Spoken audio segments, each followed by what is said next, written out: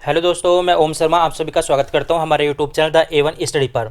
तो देखा जाए इस समय भारत के अंदर बड़ी तेजी के साथ राजनीति इस समय पनप रही है बंगाल को लेकर। वहीं आप देखो दूसरी तरफ हिंदू फोबिया से संबंधित स्कॉटलैंड के अंदर वहां की संसद में एक प्रस्ताव पारित कर दिया है। आखिर वहां पर ऐसा हुआ क्या? खुद भारत के अंदर जहां पे हिंदू खुद डर डर के जी रहा है, अपने घरों को छोड़ छोड़ के भाग रहा है, पलायन कर रहा है, चाहे वो दिल्ली हो, चाहे वो बंगाल हो या और भी अनेक स्टेट हैं जहां से हिंदू के आपने काफी ज्यादा पोस्टर देखे होंगे पलायन को लेकर। वहीं स्कॉटलैंड की संसद के अंदर हिंदू फोबिया संबंधित एक प्रस्ताव पारित कर दिया है। एक रिपोर्ट वहां पर पेश की गई, उसमें साफ साफ लिखा गया है कि एक हिंदू नर्स को उसके धर्म के कारण उसको पद उन्नति नहीं दी गई। वहीं दूसरी तरफ उसकी बिंदियां उतार दी गई, चूड़ियां उतार दिए गए। आपने भी देखा होगा कर्नाटक के अंदर वहां पर सीटेट का पेपर था, वहां पर जनेऊ तक उतरवा दिए गए थे, बिंदी तक उतरवा दी गई थी, मंगलसूत्र उतरवा दिए गए थे। वहीं दूसरे धर्म के लोगों को यदि बुर्का पहन के भी आते हैं तो उनसे कुछ भी नहीं कहा जाता। वहीं स्कॉटलैंड में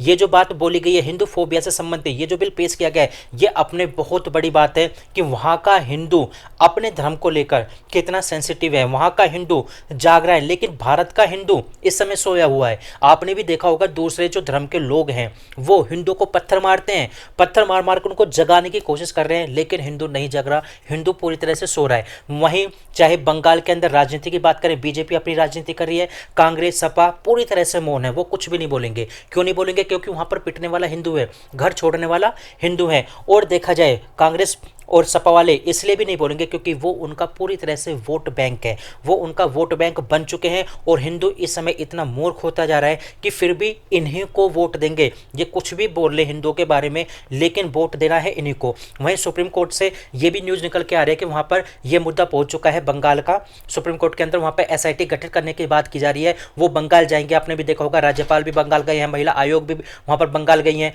लेकिन बंगाल जाने में इतनी देरी हो गई कि हिंदू वहां से अपना घर छोड़कर पूरी तरह से भाग चुके हैं। लेकिन आप लोग ये चीज़ यहाँ पर सोचो, जितने SIT घटित हुई है, जितने वहां पर महिला आयोग गई है, जितनी देर में वहां पर राज्यपाल गए हैं, उससे पहले तुरंत ही एक्शन क्यों नहीं लिया गया? वहां पर हिंदुओं को मरने के लिए क्यों छोड़ दिया गया? आखिर अपने ही देश में, आपने भी बांग्लादेश में देखा होगा किस तरह से हिंदुओं के ऊपर अत्याचार हुए हैं, पाकिस्तान में भी देखा होगा कितने ज़्यादा अत्याचार होते रहे हैं। वहीं अपने ही देश में हिंदुओं के ऊपर यदि इस प्रकार के अत्याचार होते हैं दूसरे समुदाय के द्वारा, वो समुदाय जिसको पहले ही उसका धर्म के आधार पर देश दे दिया गया है, फिर भी भारत के अंदर वे रहे, हिंदुओं ने उनका स्वागत किया, लेकिन उन्होंने को अपना हिस्सा मिल गया था। लेकिन उसके बाद भी इस प्रकार की राजनीति इनके साथ की जा रही है, हिंदुओं को मारा जा रहा है, हिंदुओं को भगाया जा रहा है, फिर भी जो विपक्षी पार्टी है वोट बैंक के लालच के चक्कर में हिंदुओं को मरवा रही है। तो देखा जाए भारत के अंदर हिंदू फोबिया का दूर दूर तक जिक्र नहीं है, लेकिन दूसरे देश वाले हिंदू फोबिया से संबंधित इस प्रकार के बिल ला रहे हैं, उसको पास करा रहे हैं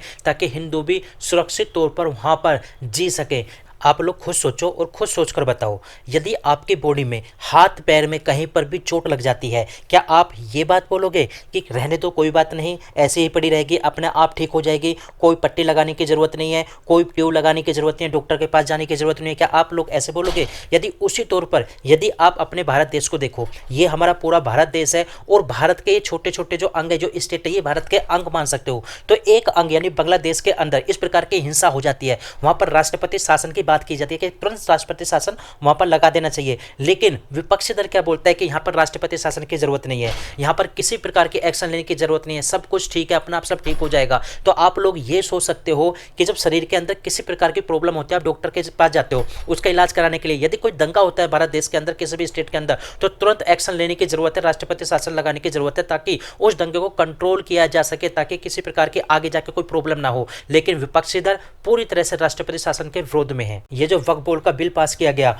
उसको कारण बताते हुए हिंदुओं के ऊपर अत्याचार किए गए। यदि आपको किसी भी प्रकार से विरोध जाहिर करना था तो आप शांतिपूर्वक करते, लेकिन इस आधार पर केवल हिंदुओं को ही निशाना क्यों बनाया जा रहा है, ये सोचने वाली बात है। तो फिलहाल मेरे पास ये अपडेट थी कि हिंदू फोबिया संबंधित ये बिल पास हो चुका है स्कॉटलैंड के अंदर, लेकिन भारत में खुद हिंदू डर डर कर जी रहा है। तो फिलहाल मेरे पास ये अपडेट थी, आप लोग कैसे लगी जरूर बताना, लाइक सब्सक्राइब करना बिल्कुल मत भूलना। Thank you.